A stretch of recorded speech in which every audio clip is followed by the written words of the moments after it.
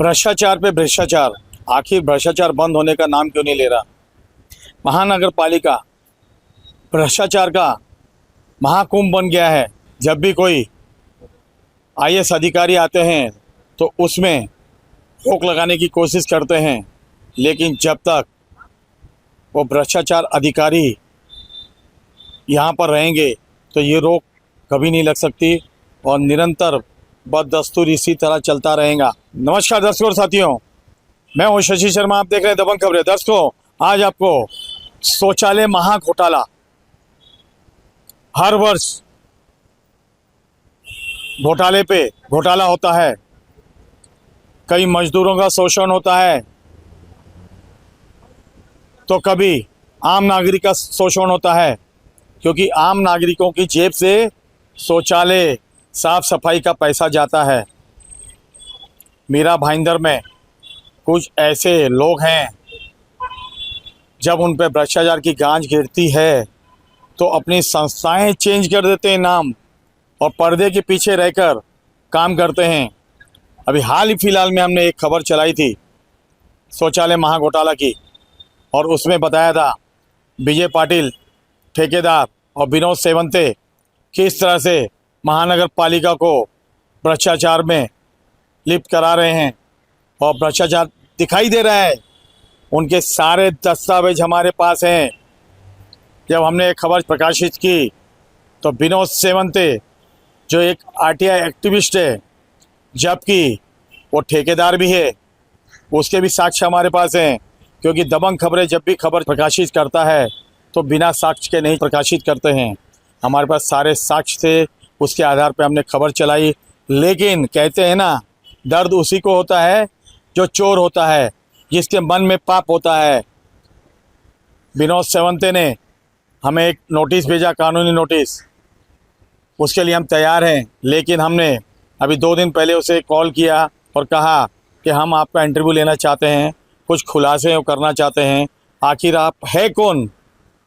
आप RTI activist हैं, ठेकेदार हैं, या कौन है? आपकी आइडेंटिटी क्या है? तो उनका कहना था ये सारे जवाब कानूनी भाषा में दूंगा।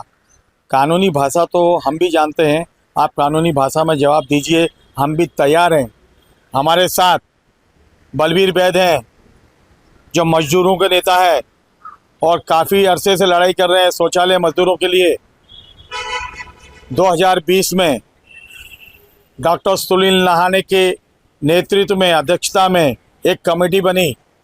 यहाँ पे आयुक्त थे बालाजी खतगांवकर, और उस कमेटी में संभाजी पानपटे, संदीप शिंदे, ऐसे 7 लोगों को लिया गया।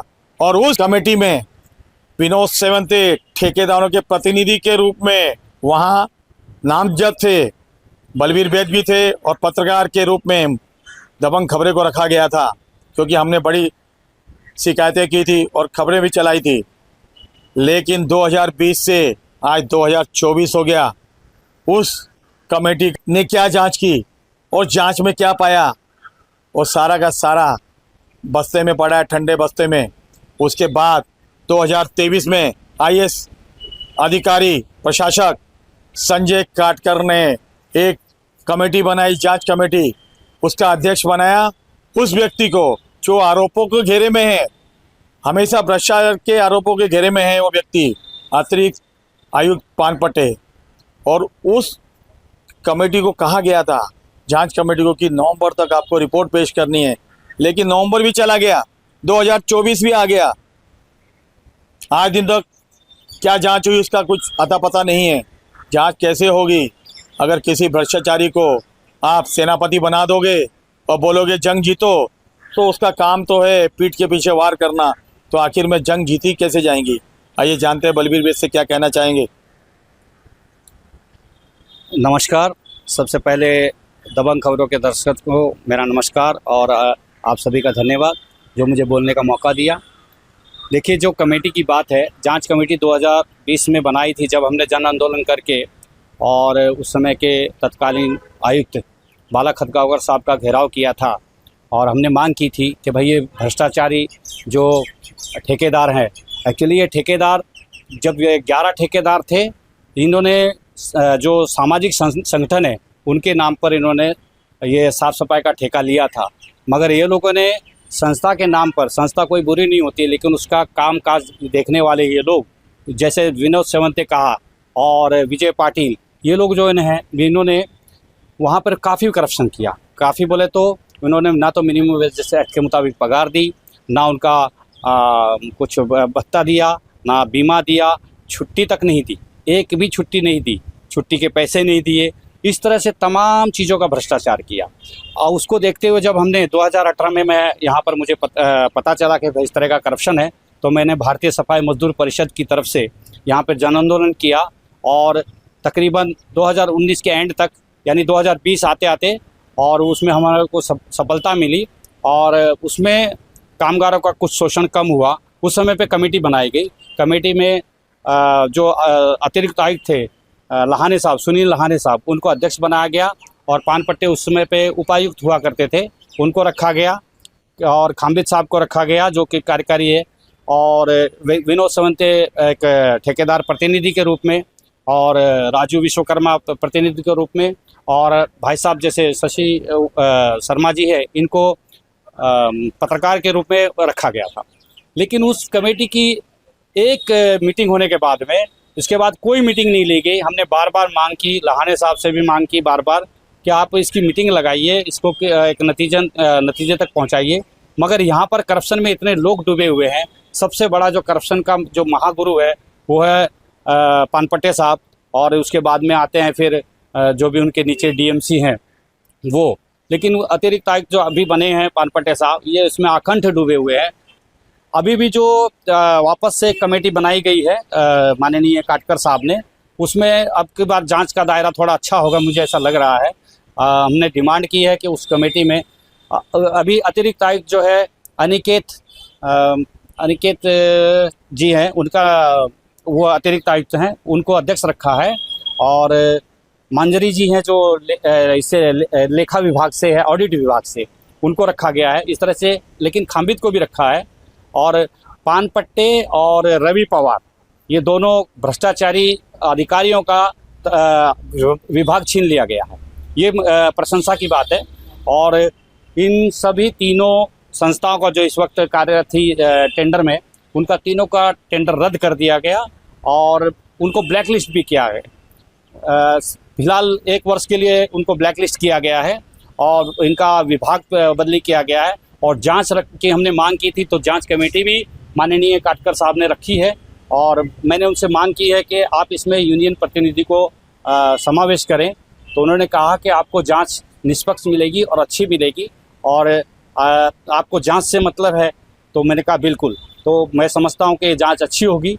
और अगर जी आपने कहा कि पानपट्टे जी और रवि पवार दोनों भ्रष्ट अधिकारी हैं, लेकिन जब तक हमारी नज़रों में रवि पवार जी भी हाल फिलहाल में 1.5 साल से आए हैं, और उनको जो भी विभाग दिया गया है उन्होंने विभाग को बड़ी बखूबी अपनी जिम्मेदारी निभाई है। तो उनको अनुभव की कमी है, आप उनको भ्रष्टाचारी नहीं कह सकते। अनुभव की कमी है तो ऐसे अधिकारी को डीएमसी नहीं बनाना चाहिए। उनको अगर अनुभव की कमी है तो एएमसी तक ठीक है, डीएमसी नहीं बनाना चाहिए था। लेकिन उनके ऊपर अगर उच्च अधिकारी हैं, अतिरिक्त आयुक्त पानपट्टे जी, तो भला डीएमसी के हाथ तो बंधे रहेंगे ना। नहीं, मैंने जिस समय पे रवि पवार साहब को मैंने बताया था कि कामगार कायदा अनुसार जो इनको सुविधाएं मिलनी चाहिए वो नहीं मिल रही है, और आज भी इस तरह का शोषण हो रहा है और ये मनमानी कर रहे हैं। कभी भी ठेकेदार जो बोलता है कि भाई तुम खाली कर दो किसी को भी जा करके, और दूसरे लोगों को से पैसा लेकर के उनको रखवा लेता है, तो इस तरह का अनियमितता चल रही है। तो ये शिकायत मैंने करने के बाद पवार बोलता है मुझे कि आपको ज़्यादा कानून पता है, तो आप जहाँ शिकायत करनी है करो। देखिए, मैं आपको बीच में रोकता हूँ। अब ये सारी बातें तो कि आरोप प्रत्यारोप जो लगाने थे लग चुके हैं, लेकिन आज दिन तक जो भी इतिहास रहा है, अब अतिरिक्त आयुक्त जो बने हुए पानपट्टे जी, उनका इतिहास पुराना ऐसा रहा है कि बाल कल्याण विभाग से लेके ये शौचालय तक के जो टेंडर होते थे सभी में भ्रष्टाचार उन्होंने किया है। और हर कोई आयुक्त जो है आता है तो उस पर जांच बिठाता है, उनका विभाग छीन लिया जाता है। लेकिन जैसे ही आयुक्त जाते हैं उनको बिठा दिया जाता है। लेकिन विनोद सेवंते के पास ऐसी क्या कमजोरी है इस अधिकारी की, जो ये अधिकारी उनके सामने नतमस्तक है? नहीं, कुछ तो है। मैं समझता हूँ पान पट्टे साहब की भी कमजोरी है, ये कि कोई तो भी दुखती रग उन्होंने पकड़ रखी है, जिसकी वजह से हमेशा इनको ब्लैकमेल करके और उनसे हमेशा कोई ना कोई ठेका वो लोग ले लेते हैं। एक तरफ तो ठेकेदार बने हुए हैं, दूसरी तरफ जो है सामाजिक कार्यकर्ता होने का दम भरते हैं और दिखावा करते हैं, जबकि वो ठेकेदार हैं। ये पूरा प्रूफ है, बाकायदा ऑन रिकॉर्ड है कि वो ठेकेदार हैं, और ठेकेदार होने के साथ साथ उन्होंने पीएफ घोटाला, इनकम टैक्स घोटाला, ये इस तरह के सारे जो है बीमा घोटाला और मिनिमम वेजेस एक्ट का जो नहीं दिया वो घोटाला, सारे घोटाले किए हैं इन्होंने। अपने पास जो लोगों कर्मचारियों का पूरा पैसे का इतना गबन किया है कि करोड़ों रुपए का इन्होंने गबन किया। अगर आज तक 2012 से जब से ठेका शुरू हुआ है आज तक इनके पास ठेका वाल्मीकि सेवा मंडल विजय पाटिल वो सेवेंते का दाहिना हाथ है, और वो और सेवेंते एक ही है, एक ही चट्टे बट्टे हैं। तो जो ये लोगों ने करप्शन किया है उसकी तो अभी एक दर पार बाकी है। बलबीर बेज जी, विनोद सेवंते का कहना है कि मैं तो ठेकेदार हूँ ही नहीं। आखिर वो ठेकेदार नहीं है, आरटीआई एक्टिविस्ट नहीं है, सामाजिक कार्यकर्ता बनता है तो है कौन ये? क्या रूप है इसका? मैं तो उसको ठेकेदार के रूप में जानता हूँ।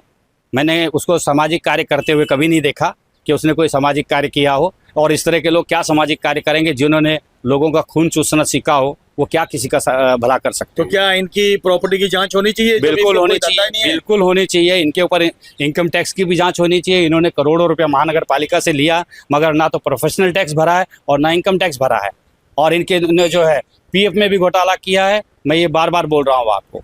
देखिए किस तरह से बलबीर बेज जी ने पूरे मामले में प्रकाश डाला है, और जो खबर हमने चलाई थी, प्रकाशित की थी 15 दिन पहले, वो सत्यता की आधार पे खबर थी। अब इन्होंने उसका विनोद सेवंते का असली रूप दिखा दिया है जनता की। आखिर में है कौन वो? बड़ा ही सातिर है, बड़ा ही दिमाग चलाता है। कुछ अधिकारियों की कमजोरी जो है उनको पकड़कर ये ब्लैकमेल करते हैं सारे लोग, ऐसा यहाँ के लोगों का कहना है, ऐसा बलबीर बेज का कहना है। लेकिन संजय काटकर को चाहिए कि ऐसे लोगों पे जांच बिठाए।